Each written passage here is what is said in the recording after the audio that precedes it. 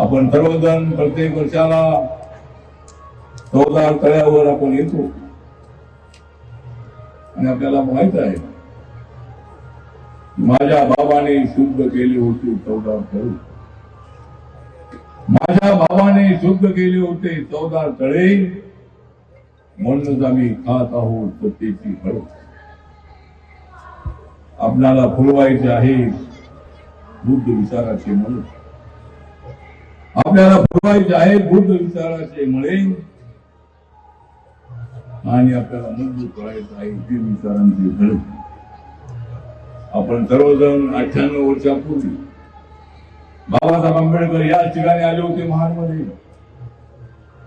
त्यावेळेला 14 तळ्याच्या पाण्याला स्पर्श करताना दगडफेक झाली होती. अनेक लोक जखमी झाले होते. चित्र बदललेलं आहे. आज आपण 14 तळ्याच्या पाण्याला स्पर्श करताना कुणी आपल्याकडे वाकड्या नजरेने पाहत नाही. कारण आमची नजर ही संविधानाची नजर आहे. आमची नजर ही समतेची नजर आहे. आमची नजर ही सर्व धर्म समभावाची नजर आहे. आमच्याकडे आज कोणी वाकड्या नजरेनं पाहत नाही. पण ज्या वेळेला आमच्याकडे कोणी वाकड्या नजरेनं पाहिलेलं आहे त्यावेळेला त्यांना जेलमध्ये टाकण्याचं काम आपण केलेलं आहे. आमची नजर सरळ नजर आहे. बाबासाहेब आंबेडकरांनी आम्हाला शुद्ध विचार दिलेला आहे. बाबासाहेब आंबेडकरांनी आम्हाला बुद्ध विचार दिलेला आहे. बाबासाहेब आंबेडकरांनी आम्हाला माणसात आणलेला आहे. बाबासाहेब आंबेडकरांनी आम्हाला ताकद दिलेली आहे, शक्ती दिलेली आहे आम्हाला. आणि बाबासाहेब आंबेडकर नसते तर आपली अवस्था कधी नसती. नरेंद्र गायकवाड हे मजबूत असणारे आमचे नेते आहे. एवढं वजन त्यांचं आहे, म्हणजे एवढं वजन आहे.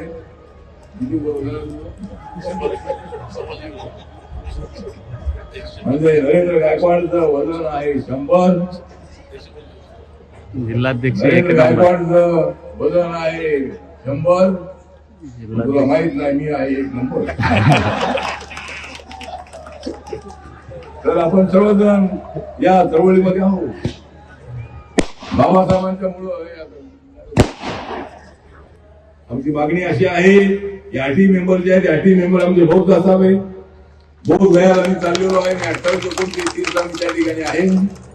मी माननीय मुख्यमंत्री नितीश कुमारजींना भेटणार आहे. त्या ठिकाणी राज्यपालांना भेटणार आहे. आणि हा विषय असा नाही आहे. कोणी काँग्रेसचं सरकार होतं, अनेक वर्ष काँग्रेसचं सरकार होतं, नंतर लालू प्रसाद यादव यांचं सरकार होतं, रबडी देवींचं सरकार होतं, नंतर नितीश कुमार यांचं सरकार होतं, आता बीजेपी आणि नितीश कुमारांचं ऑलरेडी आपल्या जेडीयूचं सरकार आहे. त्यामुळे कुठल्या तरी एखाद्या विषयावरती कुणावर तरी आरोप करून चालणार नाही. नरेंद्र मोदींच्या हातामध्ये हा तसा विषय नाही. पण नरेंद्र मोदींनी सांगू शकतात, नितीश कुमार यांना सांगू शकतात. त्यासाठी मी प्रयत्न करणार आहे. आणि 1949चा जो कायदा आहे त्या कायद्यामध्ये कसा बदल होऊ शकेल. गवई साहेब त्यावेळेला गव्हर्नर असताना आम्ही प्रयत्न केला होता आणि अजूनही आम्ही प्रयत्न करतो आहोत. त्या ठिकाणी बोध या ठिकाणी आंदोलन चालू आहे. मुंबईमध्ये, पुण्यामध्ये, ठिकठिकाणी, साताऱ्यामध्ये, रायगडमध्ये, बीडमध्ये, औरंगाबादमध्ये, आपल्या समाजनगरमध्ये अनेक ठिकाणी अशा पद्धतीचं महाराष्ट्र आंदोलन झालेलं आहे. दिल्लीमध्ये झालेलं आहे. आणि मी 3 दिवसासाठी बिहारला मी जात आहे. त्या ठिकाणी बौद्ध भिक्खूंची भेट घेणार आहे.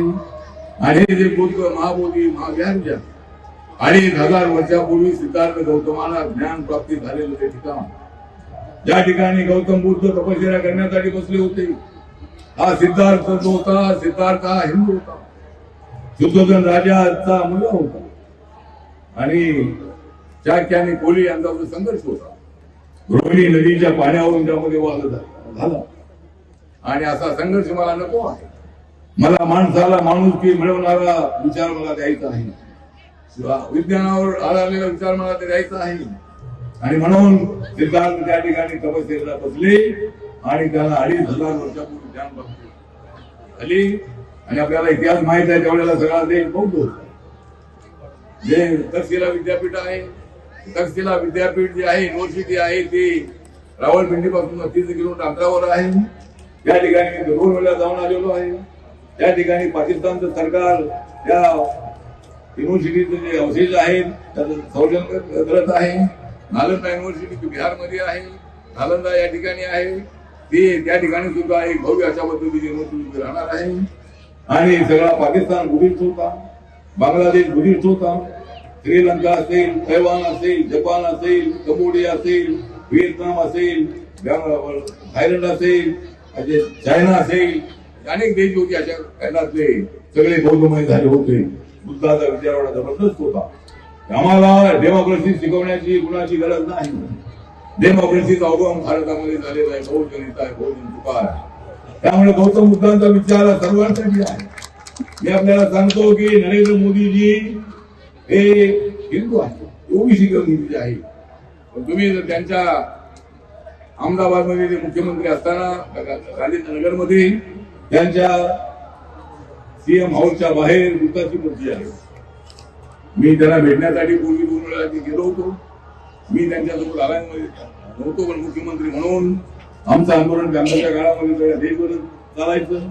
सगळ्या मुख्यमंत्र्यांनी जाऊन भेटत होतो. दलितांची हत्या थांबवा, आम्हाला 5 एकर जमीन द्या, किंवा अशा पद्धतीच्या अनेक मागण्यांसाठी आम्ही त्या ठिकाणी त्यांना मुख्यमंत्र्यांना भेटायचो.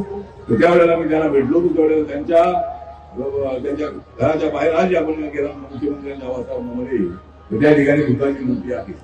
त्यामुळे सांगायचं तात्पर्य एवढंच आहे की कुठेतरी पॉलिटिकली मोदी साहेब करतायत अशा पद्धतीची भूमिका मांडणं योग्य नाही. जरूर आम्ही त्यासाठी प्रयत्न करणार आहोत. हा अनेक वर्षांपासूनचा कायदा आहे, त्याच्यामध्ये सुधारणा होणं अत्यंत आवश्यक आहे.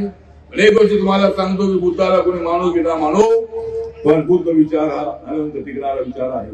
बुद्ध विचाराला धोका कोणाला देता येणार आहे. जर कोणी त्याला बुद्ध विचाराला धोका, तर आम्ही करून टाकू त्याचा धोका. आम्ही बुद्ध विचाराशी एकत्रित आहोत आणि बुद्धाचा विचार सर्वांसाठी विचार आहे, शांतीचा विचार आहे, विश्व शांतीचा विचार आहे. रशिया आणि युक्रेन युद्ध चाललेलं आहे, आता थोडं थांबण्याची शक्यता आहे. इस्रायल आणि हमास युद्ध चाललेलं आहे. अशा पद्धतीनं पूर्वी आम्हाला युद्ध नको आहे. नरेंद्र मोदीजी गेले होते भुवनेश्वर मध्ये. आपल्या माझ्या कलिंगाचं जे युद्ध आहे ते भुवनेश्वर पासून 10 किलोमीटर कलिंग आहे. त्या ठिकाणी सम्राट अशोकाला मोठा विजय मिळाला होता. आणि त्यानंतर सम्राट अशोक बुद्ध झाले होते. त्यांनी सोडलं होतं युद्ध आणि ते झाले होते बुद्ध. आणि त्यांनी संपूर्ण जगामध्ये संपूर्ण बुद्ध धर्म पोचवण्याचा केला होता. त्यामुळे बुद्धिझम हा सर्वश्रेष्ठ असा विचार आहे, समतेवर आधारलेला विचार आहे, अहंकार मुक्त शरीर करणारा विचार आहे, मेडिटेशन करण्यासाठी प्रोत्साहन देणारा विचार आहे, मन शांती जी आहे ती मन शांती करणारा विचार आहे. आणि बुद्धिझम मधून मेडिटेशन आलेलं आहे. त्यामुळे ज्याला तुम्हाला रोगमुक्त व्हायचं असेल, लवकर अटॅक घेऊन वाटत असेल, रोज मेडिटेशन करणं अत्यंत आवश्यक आहे.